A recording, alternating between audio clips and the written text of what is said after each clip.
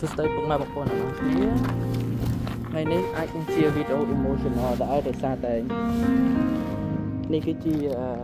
សញ្ញាបត្រនិងសាលាកបាត់បន្ទុកនេះជាសញ្ញាបត្រនិងសាលាកបាត់បន្ទុកដែលខ្ញុំរៀនសាកលវិទ្យាល័យនិយាយរួមទៅសាលាកបាត់បន្ទុកនេះខ្ញុំគិតថារៀនមិនចប់ទេដំបូងហ្នឹងទីមួយខ្វះលុយទីពីរការងាររវល់ខ្លាំង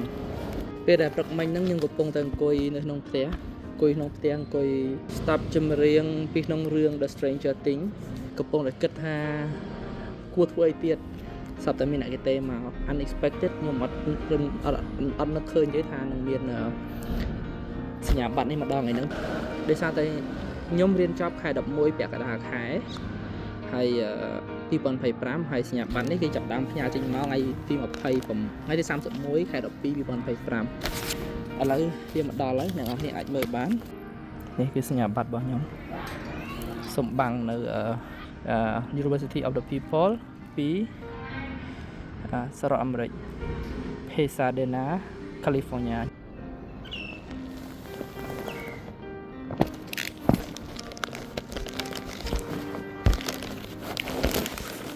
ខ្ញុំបើក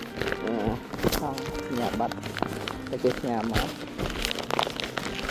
ខ្ញុំឃើញกระดาษហ្នឹងគ្លៀនមកទៀតបាយហ្នឹងប្រាប់ពេលវាល្អទៅបាយខ្ញុំមានអារម្មណ៍ថាខ្ញុំរកដួលនៅពេលដែលខ្ញុំឃើញសញ្ញាបត្រដែលខ្ញុំខំរៀនរួមទៅដូចខ្ញុំធ្លាប់និយាយអញ្ចឹងបងប្អូនខ្ញុំអត់ដែលមានបំណងឬក៏អត់ដែលមានផែនការថាគិតថាខ្ញុំរៀនចប់ទេហើយក៏អត់ដែលគិតក្នុងណៃបានរៀនសាកលវិទ្យាល័យដែរតែ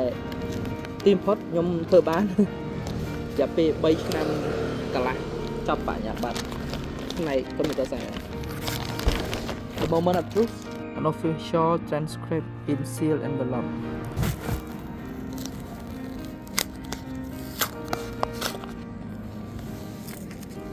ឡើង seal នឹងកុំអត់ស្អាត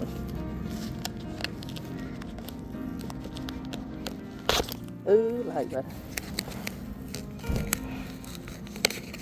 គេបាច់មិនទេនេះ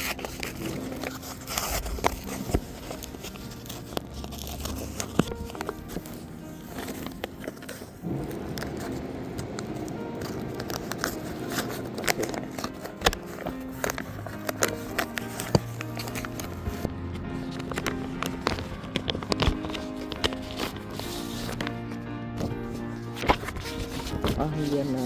សាលាកបាត់បន្ទុកចំនួន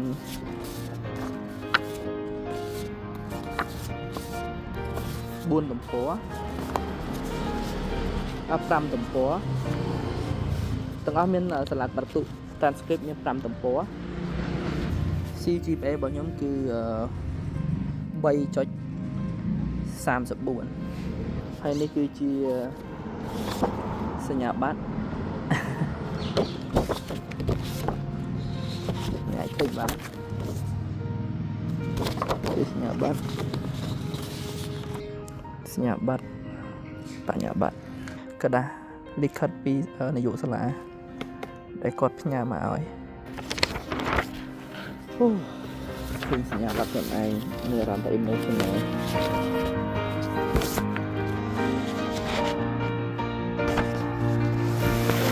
អូខេពុកម៉ែបងប្អូនទាំងអស់គ្នាវីដេអូមានតែប៉ុណ្្នឹងទេខ្ញុំមានអារម្មណ៍ថា